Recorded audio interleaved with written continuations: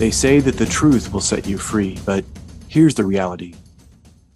Before the truth can set you free, you must first acknowledge the lie that's holding you hostage. What lie is that, you ask? It's the lie that you are willfully choosing to believe over and over again. In other words, we must let reality dictate our beliefs, not the other way around. I'm Marcus Aurelius Anderson, and this is another edition of Octanon Verba's Warrior Wisdom.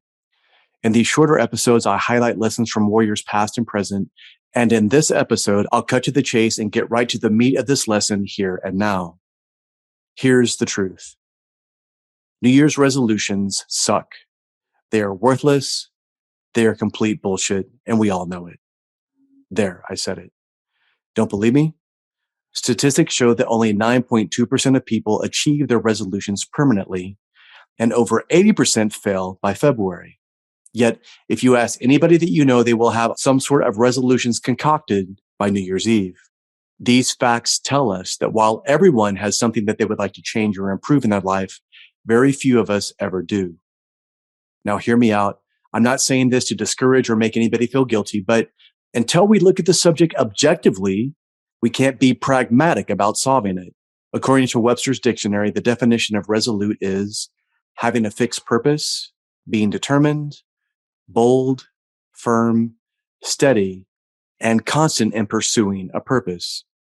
So what I'm saying is, instead of creating a resolution, be resolute. Instead of making a laundry list of resolutions for an upcoming new year like so many millions of others that will inevitably fail, choose to be more resolute in your priorities, your intentions, and your disciplines.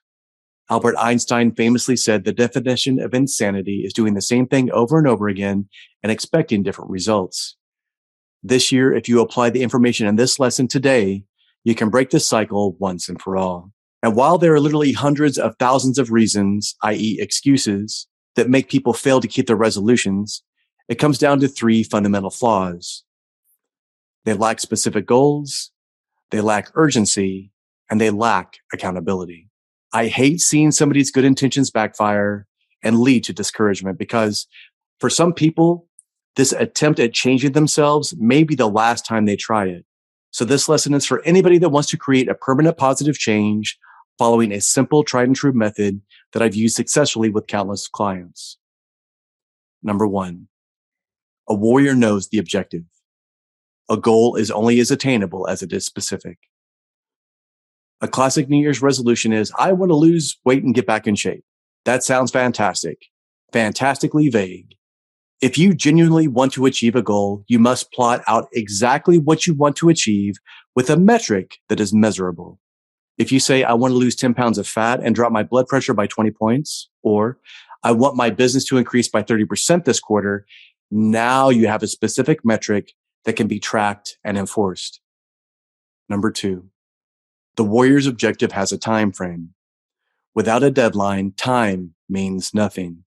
If you have a resolution that you want to achieve by the end of the year, for most people, that's simply too much of a timeline. It's too long. Why? Because there is no real sense of urgency.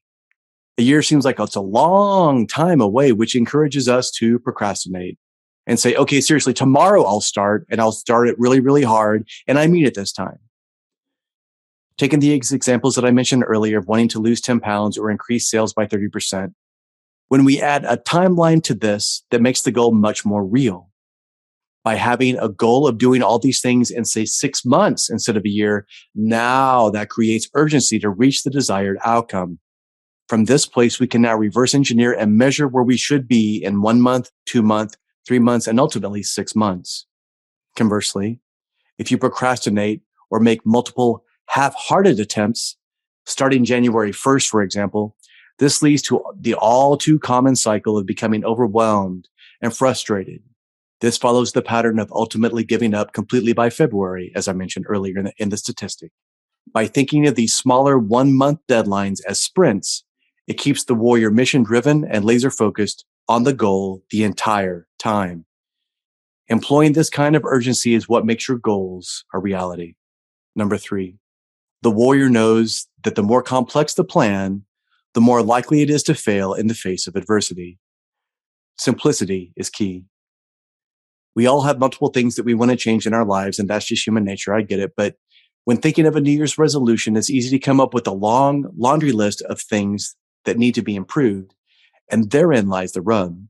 The things that need to be changed should not be resolutions. They should be priorities. And if we try to make everything a priority, then nothing is a priority. If you have a list of 10 things that you want to change, focus on the top 2 or 3 things at most, and don't even look at the rest of the list until you have fully achieved these things. When I'm coaching a client, we never focus on more than 3 specific things at a time. And while this may not sound like it's enough to be very effective, we employ the 80-20 principle to make these 3 priorities that they choose create tremendous overlap, and this improves the impact in every area of their life. This compounding effect is incredibly effective, allowing us to get results in 3 months that they thought would take a year normally. Keep it simple to succeed. If these steps seem simple, that's because they are. The reality is they need to be simple because complexity is the enemy of execution. Stay mission-driven and laser-focused on your priorities, and you'll be amazed at what you can achieve in a third of the time this year. Your after-action items for this lesson. Ask yourself the following questions. What are the biggest goals that you wanted to accomplish in the last year? Now, what was the biggest lie that you've been telling yourself and tolerating over the last year? Notice how the answer to the second question is sabotaging you from accomplishing the first. Listen, an excuse is nothing more than a premeditated lie. And it's amazing how hollow a lie sounds when you actually know the truth. Thus endeth the lesson.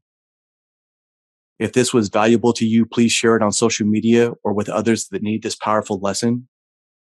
And go back and listen to this episode a few times. Take notes. If you want to get the most out of this, you have to actually write this down and take the time to meditate, journal, and reflect on them, because that's where the real value of the material comes. In these periods when you allow your mind to incubate, when you allow your subconscious to chew on this, that's where you will really have these powerful breakthroughs. And those are the breakthroughs that can change your life. Bruce Lee said, knowing is not enough, we must act. Willing is not enough, we must do. Acta non verba, indeed. Until next time, live a life of actions and not words. Live a life of acta non verba. Thank you for listening to this episode of Acta Non Verba. If this message resonates with you, please share it out with others on social media. Hit that subscribe button and leave a review for the show anywhere you listen to podcasts. To learn more, please go to marcusaureliusanderson.com and join his Acta Non Verba Inner Circle to get exclusive content, news, and information. Until next time, remember, talk is cheap. Live your life based on actions, not words.